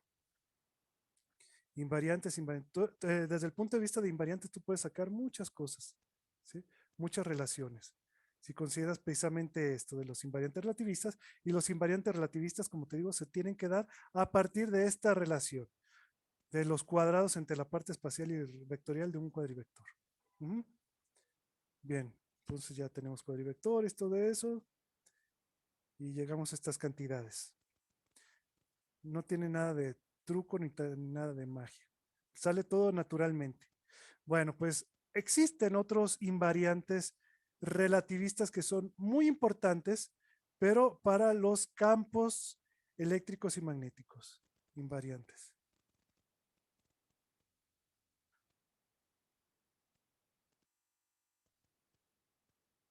Para campos eléctricos y magnéticos. Bien, aquí nada más hay que tomar en cuenta una cosa, que estamos hablando de campos eléctricos y estamos hablando de campos magnéticos. Uno da por el vector de inducción de intensidad de campo eléctrico y el otro da por el vector de inducción magnética. Ujú. Bien. Pero aquí hay una cuestión. Estas cosas como tal ya son vectores, ¿sí? No tienen parte temporal. Ujú. No tienen parte temporal. Entonces no los puedes tú juntar en algo que tú le llames eh, en algo que tú le llames eh, cuadrivector de campo eléctrico, cuadrivector de campo magnético. Eso no existe como tal. Ujú. De hecho, lo que tienes que considerar es algo ya más amplio, que es algo que te tiene que conjuntar campos eléctricos y magnéticos. ¿Sí? De hecho, de hecho, se debe manejar como ya como una matriz. Y si lo quieres ver desde un punto de vista un poquito más técnico, esto son parte de lo que se conoce como un tensor electromagnético. Ujú. Parte de un tensor electromagnético. Obviamente eso es algo ya bastante complejo. Ustedes si quieren pueden investigarlo. No es importante. No es importante. Pero lo que sí, bueno, para nosotros ahorita no es importante. ¿Sí? Porque es algo bastante complejo. Lo puedes ver como una matriz de 4x4, ¿no? Sí, donde, bueno, las componentes temporales vendrían siendo campos, bueno, las componentes, tienes componentes campo eléctrico y luego por acá metidas las componentes del campo magnético y la diagonal es cero. Bueno, es algo, te digo, medio complejo esto, pero no te preocupes tanto por eso, sino lo que debes de considerar es la relación que existe entre campos eléctricos y magnéticos, que serían los invariantes relativistas para estos campos. Uno de ellos es un equivalente al que habíamos tenido arriba, de los, eh,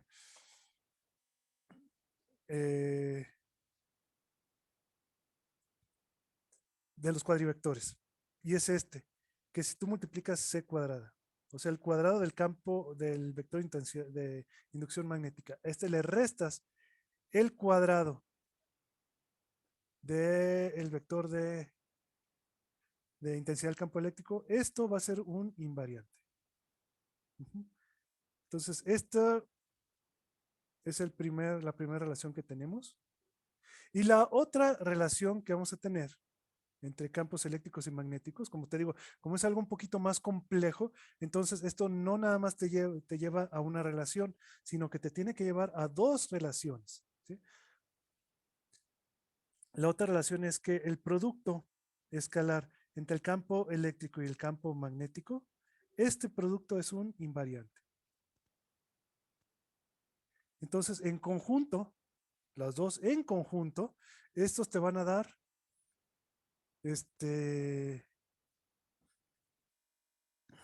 todas las relaciones que tú puedes tener para campos eléctricos y magnéticos. ¿Sí? Pero tiene que ser todo esto en conjunto. No nada más la de arriba, sino es la de arriba y la de abajo. ¿Sí? ¿Estamos de acuerdo? Entonces son los cuadrados y además el producto escalar. Bien.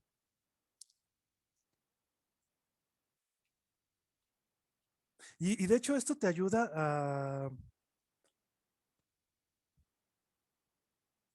a conocer algunas cosas. Por ejemplo, si en un sistema de referencia,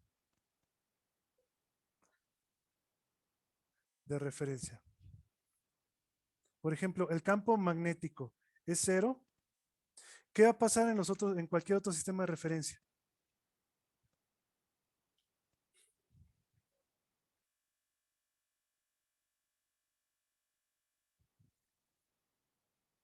Va a ser diferente de cero.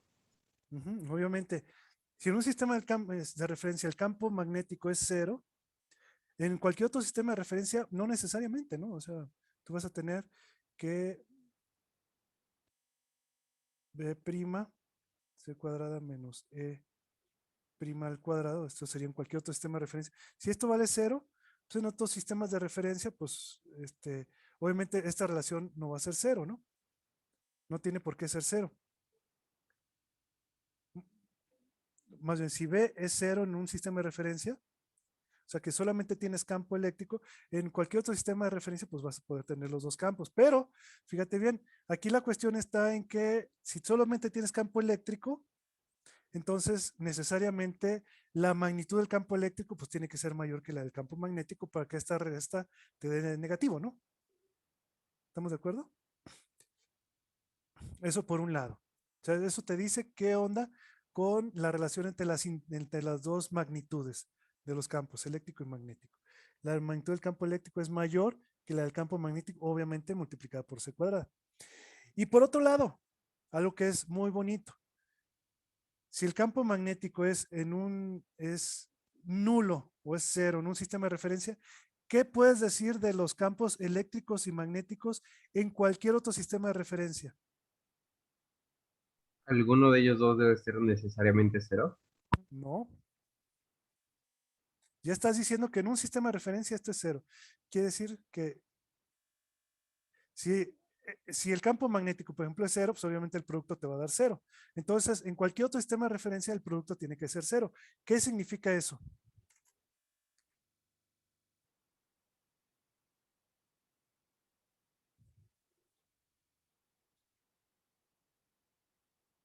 Que son perpendiculares. La condición de perpendicularidad. Que son perpendiculares. Quiere decir que si en cualquier otro sistema de referencia existen campos eléctricos, están presentes los dos campos, eléctricos y magnéticos, entonces forzosamente los dos vectores, ¿cómo van a ser? Perpendicular. Forzosamente. Entonces, fíjate, eso es algo bonito, ¿no? Ya sabes, al menos, qué relación hay entre las direcciones de los campos. ¿Estamos de acuerdo?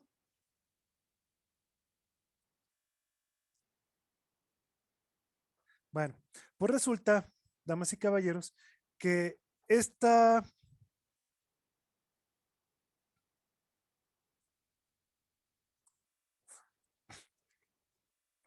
bueno, y obviamente existe una relación entre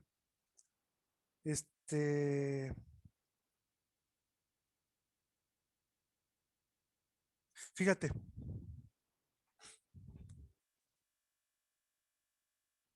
de una vez ya vamos hablando de estas cuestiones. ¿Tienen tiempo, que sea unos 10 minutitos más? Yo sé que me pasé. Claro, profe. Si no, no tienen que cenar o algo así. Bien, voy a hablarles de algo que es Al también menos muy por mi importante. parte. Muy importante. Fíjate bien, ¿eh? Eso tiene que ver, esto se cumple en cualquier escala de velocidades.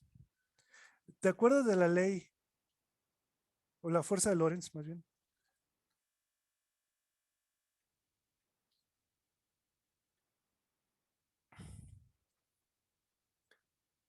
De la fuerza de Lorentz.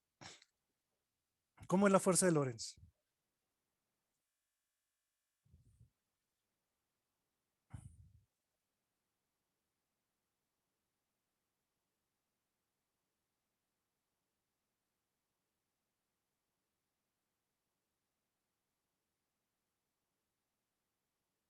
¿Estamos de acuerdo? O sea que si tú tienes una partícula cargada que que entra a una región que tiene campos eléctricos y magnéticos, la partícula se mueve con una velocidad v respecto a ese sistema de referencia, bueno, de la región, entonces vas a sentir una fuerza neta que va a estar dada bueno, por toda la expresión completita, ¿no? ¿Estamos de acuerdo? ¿Sí?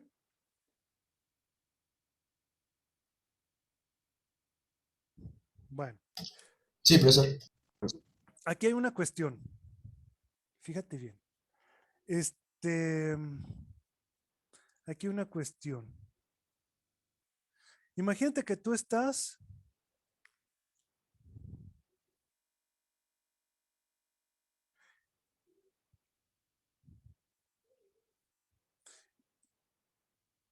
imagínate que tú tienes una partícula, ujú, una partícula que tiene una velocidad v, en una región con campo eléctrico y con campo magnético. Ujú. Entonces vamos a suponer que está el campo eléctrico para allá.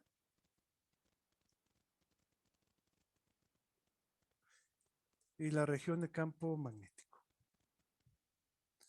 Campo magnético, vamos a suponer. Así.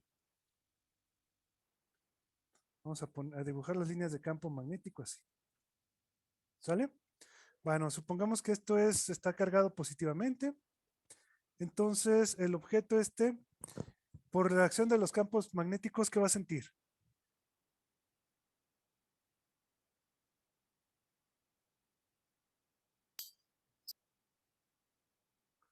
Pues va a sentir una desviación, ¿no? Y bueno, por la acción del campo eléctrico, pues va a sentir una aceleración también, ¿no? Entonces se va a acelerar y aparte se va a desviar. Bueno, ahora vamos a lo siguiente. Fíjate bien. ¿Qué pasaría? Esto es si alguien lo está viendo desde acá. ¿Estamos de acuerdo? Porque bueno, el objeto se mueve, entonces al moverse pues va a sentir fuerzas magnéticas y fuerza eléctrica. Pero ahora, ¿qué pasaría si tú tuvieras un observador que está sentado sobre el objeto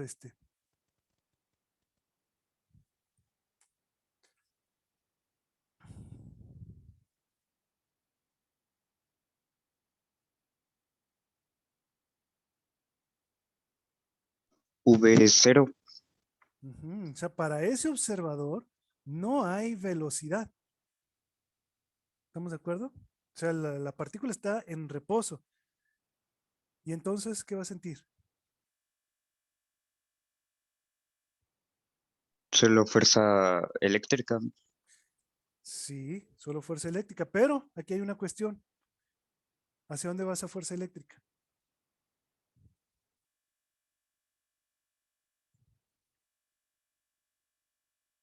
Hacia la derecha. ¿Por qué? Ah, bueno, hacia la derecha de acuerdo al dibujo, ¿no? Sí, Pero de porque acuerdo al ahí monito,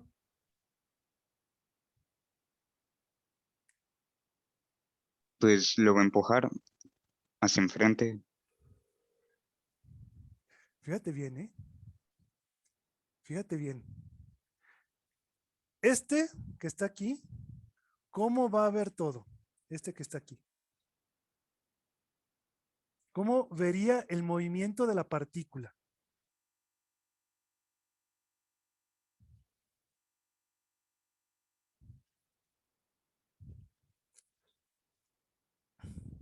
Que también se mueve hacia afuera de la pantalla. O sea, O recuérdate que acelera. el movimiento no es hacia acá, o sea, obviamente va a tener una aceleración, ¿sí? Pero también el movimiento digamos, se tiende a desviar hacia nosotros, ¿sí? En la dirección de hacia nosotros, ¿no? ¿Estamos de acuerdo? Tiende a desviarse lateralmente.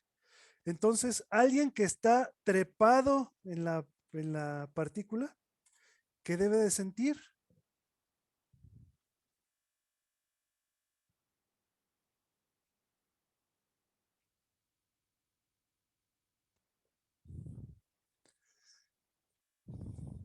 Fuerzas ficticias.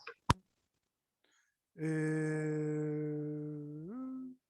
bueno, así tanto así como ficticias, ¿no? Porque es real. De hecho, es real, ¿no? Pero ¿qué va a sentir? O sea, necesariamente tiene que ver también esa desviación hacia un lado, ¿no? Porque ¿cómo es posible que en un sistema de referencia la partícula se desvíe hacia la derecha? Bueno, con relación a su movimiento de frente, se desvía hacia la derecha y en el otro sistema de referencia no. ¿Cómo es que no se desvía en dirección lateral? Tiene que desviarse, ¿no?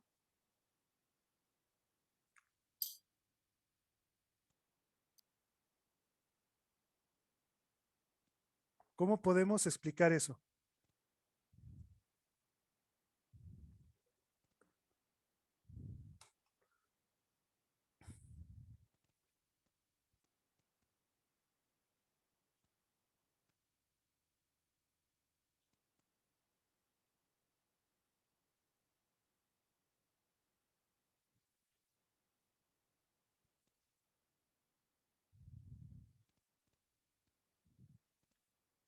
A ver, señores.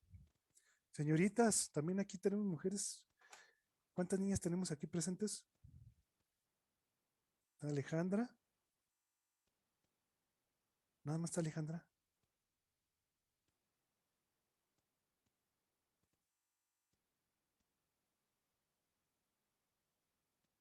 ¿No está Valeria? Bueno, entonces, ¿cómo le explicas? Porque tiene que sentir forzosamente el jalón hacia un lado. Si no, allá habría una inconsistencia. O sea, este también tiene que sentir que se mueve hacia la derecha. Pero obviamente no debe de, se mueve hacia la derecha, pero no por efecto del campo magnético o de la fuerza magnética, porque este no siente fuerza magnética. Va a sentir una fuerza pura y exclusivamente eléctrica. ¿Cómo va a poder explicar eso entonces este amigo?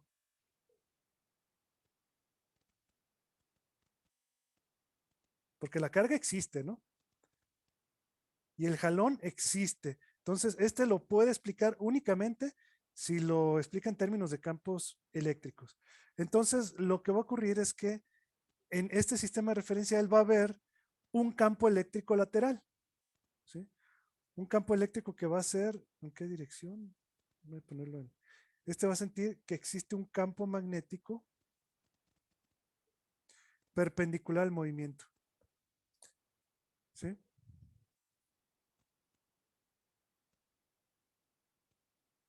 De hecho, si tú quitas por completo el campo eléctrico en un sistema de referencia, en el sistema de referencia de este, si quitas por completo el campo eléctrico, aquí, tendría la fuerza magnética, pero entonces el jalón lateral, este amigo lo va a ver en el otro sistema de referencia como un campo eléctrico puramente,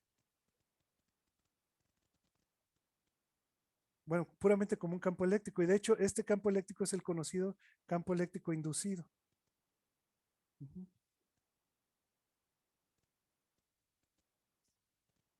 Y entonces nosotros podemos encontrar la relación que ese campo eléctrico inducido, que realmente es perpendicular al movimiento, pues no va a ser otra cosa más que el campo eléctrico que tienes en este sistema más, o sea, la relación, como se tiene que mantener la relación esto y esto, pues tú puedes decir que esto va a ser, la relación completa debería ser así. Esto es una cuestión no relativista.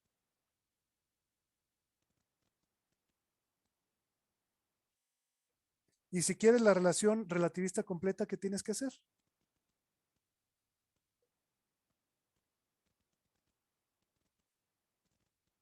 ¿Qué crees que tienes que hacer?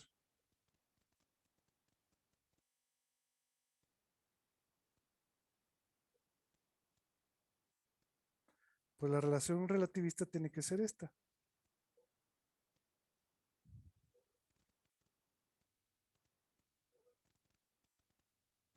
Obviamente esto sería nada más para el campo en la cuestión lateral.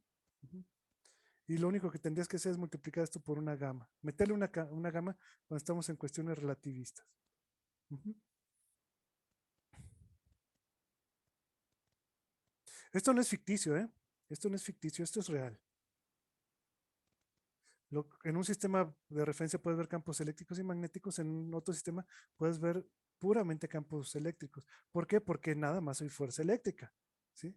No vas a ver la interacción magnética, entonces solamente vas a ver interacción eléctrica, ¿sí? Entonces, como te digo, esta es la relación completa que vas a tener.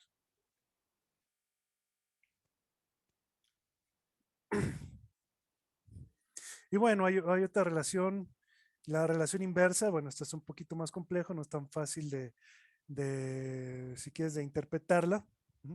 Pero de hecho va a ser así, esta te la voy a poner así. La relación inversa va a ser Bueno, para el campo magnético sería esta.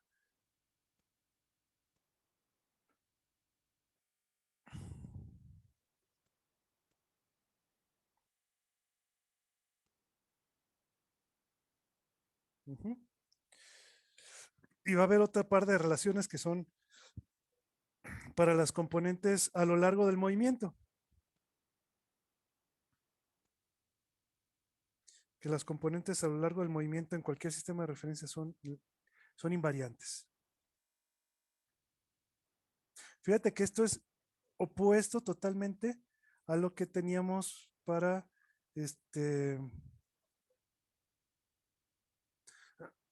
la cuestión cinemática, ¿no? Porque aquí estamos hablando de campos. Entonces, para los campos, los que se ven alterados son las componentes ortogonales al movimiento, más bien transversales al movimiento, y las que se ven invariantes son las componentes a lo largo del movimiento. ¿Sí? Y todo esto en conjunto serían las transformaciones de Lorentz para los campos eléctricos y magnéticos.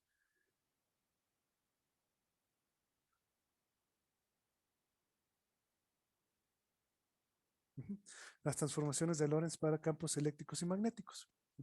De hecho, hay un ejercicio que justamente es el que sigue, el 41.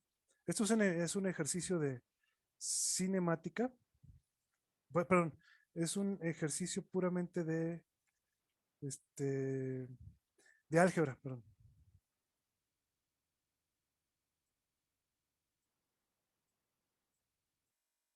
Es un ejercicio puramente de álgebra vectorial, que yo les recomiendo mucho a todos que lo hagan, porque es muy importante que ustedes aprendan a manejar bien el álgebra vectorial, ¿sí?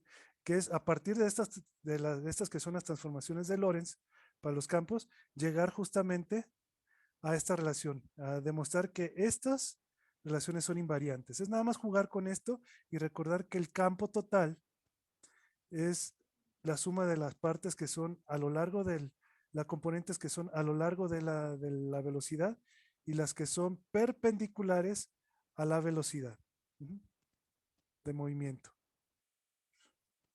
Igual B es igual. La suma de B a lo largo y B perpendicular. La suma de las dos te va a dar el campo total, ¿no? Entonces, jugando con estas cositas, tú puedes llegar a esta relación. Obviamente, estas son para los totales de los campos. Los totales. O sea, para estas cosas de aquí.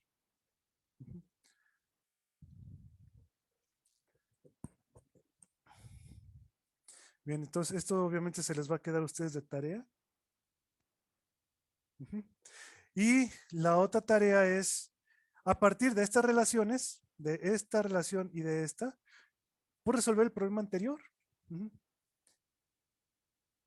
La otra tarea es, nada más como ejercicio, a partir de estas dos relaciones, resolver el problema 40, el problema 40 con estas dos relaciones. ¿Sí? Si ya conoces que en un sistema de referencia no hay campo magnético, solo hay campo eléctrico y eres capaz de calcularlo, entonces a partir de estas relaciones tú puedes encontrar el campo eléctrico y magnético en los otros dos, en el otro sistema de referencia. Obviamente también tendrás que utilizar la cuestión de la transformación, ¿no? De los campos, pero bueno, eso ya no es tan complicado.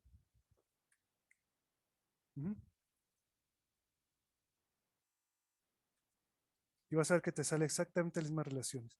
Y bueno,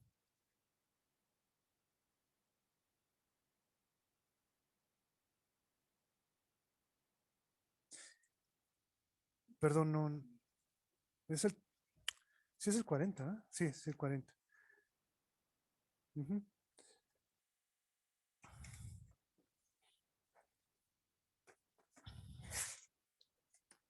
Bien. Y de una vez les dejo a ustedes, ya que conocen estas relaciones invariantes, pues que hagan de tarea también los problemas 42 y 43. Ujú.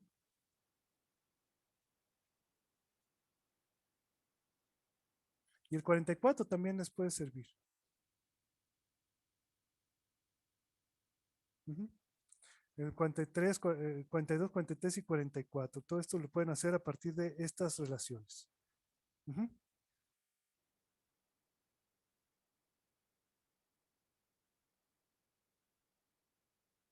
¿Estamos de acuerdo? Bueno, entonces, pues,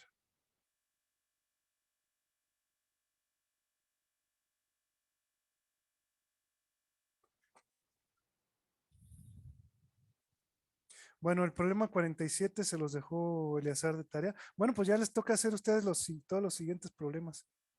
¿Sí? Ya tienen todo, toda la teoría básica para poder resolver todos los problemas que siguen, hasta el 51. Ya tienen toda la teoría que necesitan para resolver cualquier problema de relatividad especial. Ujú. Entonces, pues les queda estudiar. ¿Sale? Ok, profesor, una duda. En el ejemplo anterior, donde se encuentra el campo eléctrico inducido en el segundo sistema de referencia, ¿ese campo eléctrico es perpendicular a la carga o al campo eléctrico original? A ver, otra vez. Sí, en el ejemplo anterior donde la carga se encuentra en Aquí, movimiento, ajá, sí. ¿El campo eléctrico inducido es perpendicular a la carga o al campo eléctrico original? a la velocidad de movimiento. A la velocidad del movimiento. Ok. Ujú. Estamos hablando de, todo esto es en relación a la velocidad relativa. Ujú. Entre un sistema y otro.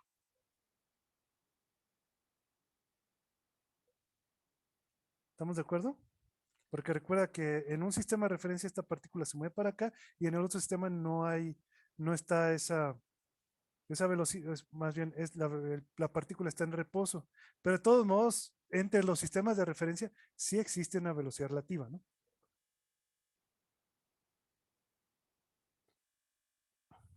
Ok, profesor. De Sí. hecho, esto que está aquí es la base, esto que está aquí es la base de todo lo que tú quieras estudiar referente al fenómeno de inducción magnética.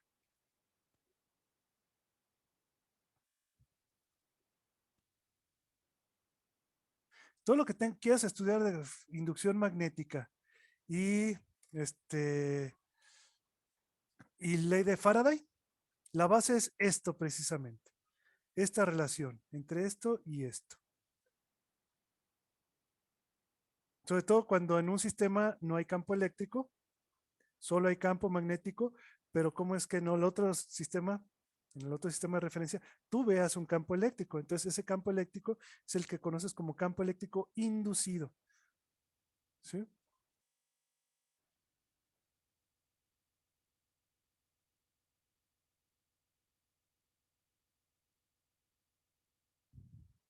Y como te digo, esto es la base del fenómeno de inducción magnética.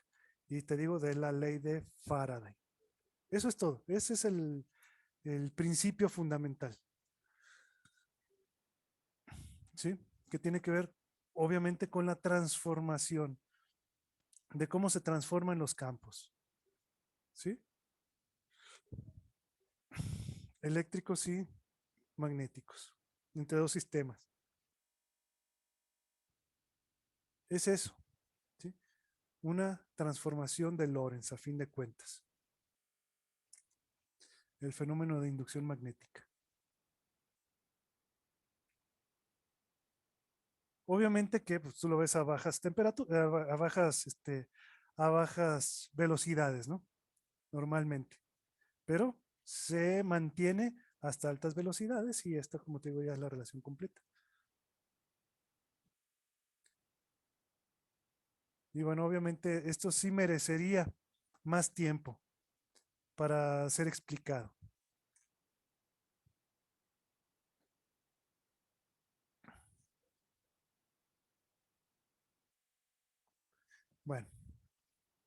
Entonces, ¿no hay preguntas? Todavía entonces antes de la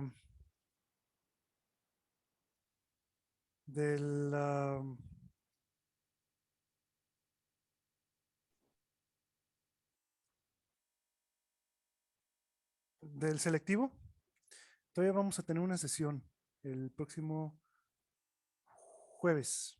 Ujú. Para hablar más detenidamente de otras cosas. Yo creo que ya voy a pasar a los temas de óptica, ¿sí? Y por lo tanto, los voy a dejar a que vean unos videos de óptica, ¿no? Y les voy a pasar también problemas de óptica.